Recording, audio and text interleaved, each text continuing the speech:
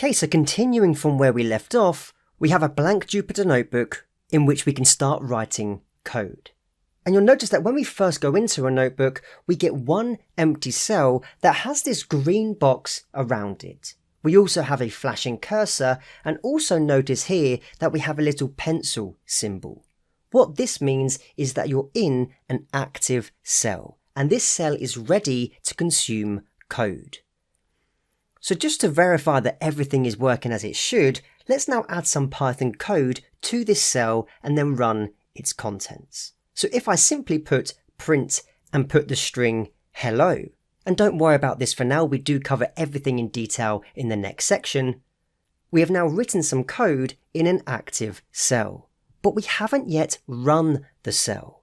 Running a cell means that we execute the cell's contents, and to execute a cell, I can simply click on the run button within this toolbar and the cell will run.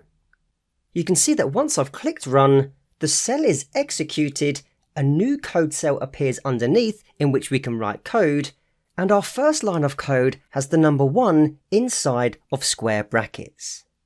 Now what this means is that this cell has completed running and it was the first cell that we run. If I now write another line of code in the cell underneath and write print goodbye, you can see that the second cell has now run. It has the number 2 inside because it's the second cell that was run in this notebook. And we've got another cell underneath in which we can start writing. Now you will have multiple cells in your notebook, and you would normally run the cells in order. But if I press the up arrow twice and go back to the very first code cell and then run this cell again, you can now see that we have a 3 inside of the top cell, a 2 in the second cell, because the top cell is now the latest code cell to be run. Now if you didn't want to click on the run button, there are some shortcuts you can use to run code cells. You can simply press Ctrl and Enter, which will run the code cell and keep the code cell selected after it has been run. You can also press Shift and Enter when you're on a code cell, which will actually run the cell and then select the cell below. Or you can also press Alt and Enter, or on a Mac this will be Option and Enter, and this will run the cell and insert a new code cell below. So you have a few options here with respect to executing and running a specific code cell. Now we've seen that when you have a code cell selected, a green box appears around the outside, which means that you're in an active cell. Now if I press Escape, you will see that the code cell has a blue bar down the left hand side and the pencil symbol disappears. This essentially means I'm in command mode and I can now use the up and down arrows to navigate the code cells accordingly. Now when you're in command mode, there are 2 very useful keyboard shortcuts that I want to share. Let's suppose I want to put a piece of code in between the print hello statement and the print goodbye statement. If I have the very top cell selected, i.e. print hello, I can put a cell underneath this cell by pressing the B key on the keyboard. Now this needs to be done when I'm in command mode, i.e. when I have that blue bar on the left hand side. And the B essentially stands for below. Alternatively, if I go down to the print goodbye statement and then press the letter A on the keyboard, this will place a cell above the cell that you had selected. So B places a new code cell below, A places a new code cell above. If I want to delete a code cell, I can double tap the letter D on the keyboard and this will delete a cell in its entirety. Once again, this needs to be done when you're in the command mode, which is done by pressing the escape key. So 3 very common keyboard shortcuts that you'll no doubt use frequently. Now so far, we've been working within a cell type known as a code cell. And this can be seen within this drop-down menu here. It states code. And this means that we can write code in these cells, and when we execute them, they will be interpreted and run accordingly. But we also have a couple of other code cell types. In fact, there are 4 cell types that we can use. We can use code, markdown, raw NB convert, and heading.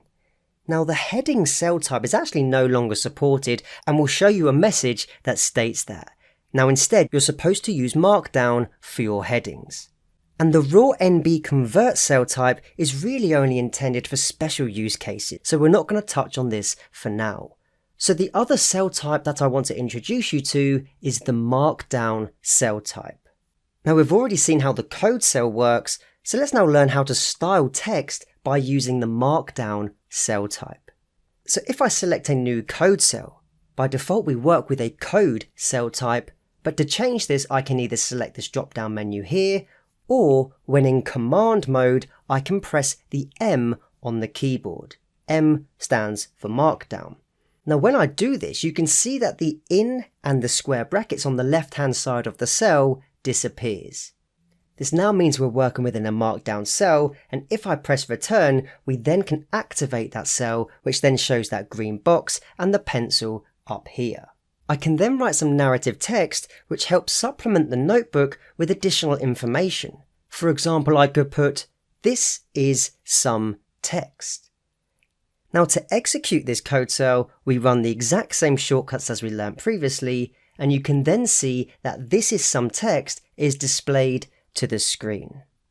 Now Markdown is a markup language that is a superset of HTML.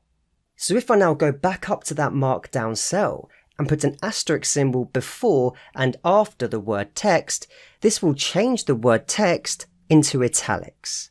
So we're even able to change the style of the markdown that we write. And if you're familiar with HTML, we can utilize HTML tags. So if I wanted to convert the word text into a bold format, I can wrap this in a B tag like so. And if I also wanted to underline the now bold italic text, I can also wrap this in a U tag, which then underlines the text accordingly. Now Jupyter allows us to create headers in Markdown, which are very useful to segregate your notebook into neatly organized sections. All we have to do is ensure we are in a Markdown cell and then type the hash symbol with a space. So for example, if I put the hash symbol and then write header 1, you can see that we get a big bold header when we run the cell. Now the more hash symbols you use, the smaller the header becomes. So underneath header 1, if I were to write 2 hash symbols and then put header 2, and then underneath header 2 put 3 hash symbols and then header 3, you can even see a preview within the markdown cell that hasn't been executed yet, but when I do execute this cell, you can see we end up with a nicely formatted header. Another thing you can do is create lists of bullet points, and you can do this by using dashes, plus signs, or asterisks.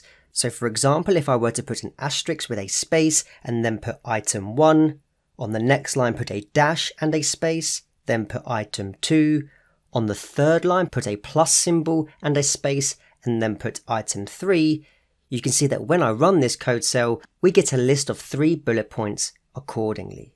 Now we can also have sub items, so if I were to press the tab button and then put an asterisk and put sub item 1, you can see that we get a sub item accordingly with a different bullet point symbol. Now another great thing to note about Jupyter Notebook's Markdown capabilities is its syntax highlighting.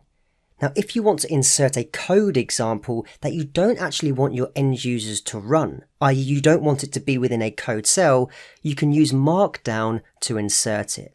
And the way we do this is by using inline code highlighting. To do this, all we need to do is surround the code with backticks. And all we need to use is triple backticks and then specify the programming language.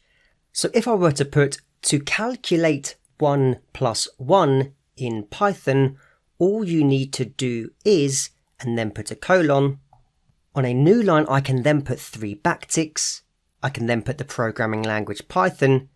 On a new line, I can then put the code that would need to be written in order to perform this calculation. So I could put print and then in brackets 1 plus 1.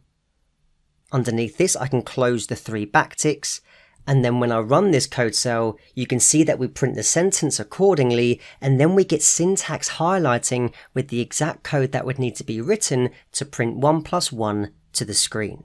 A great way of being able to include syntax highlighting without your users having to run the actual code. Now within the menu bar, there are many standard options that you'll be familiar with, having used many other pieces of software, I'm sure. So you can create a new notebook, you can open the notebook, you can rename it. One thing to highlight is the ability to download as. So this enables you to export the notebook that you're currently working in, and you have a list of different formats that you can convert your notebook into. So you've got .py, you can convert it into an HTML file, and so on. You have the edit menu, which enables you to cut cells, copy cells, undo, delete cells, etc. So explore these in your own time. In the view menu, you can toggle the header on and off, and you can toggle the toolbar on and off, which will provide you more space, but obviously you'll need to know some shortcuts if you do decide to toggle these off. We've seen how to insert cells above and below using the A and B letters on the keyboard. You can run cells using the cell menu. And one final thing to note here is that sometimes you may need to restart your kernel if, for example, you run into code that doesn't stop running. And this can happen, and we'll see this later in the course. So what this may mean is you need to come into kernel and then press on interrupt or restart in order to bring your notebook back to life. You can also restart and clear output, which will basically undo all the execution of your code cells, so you're back to square one. If you then want all of your code cells to run once your kernel has restarted, simply click on kernel and then restart and run all.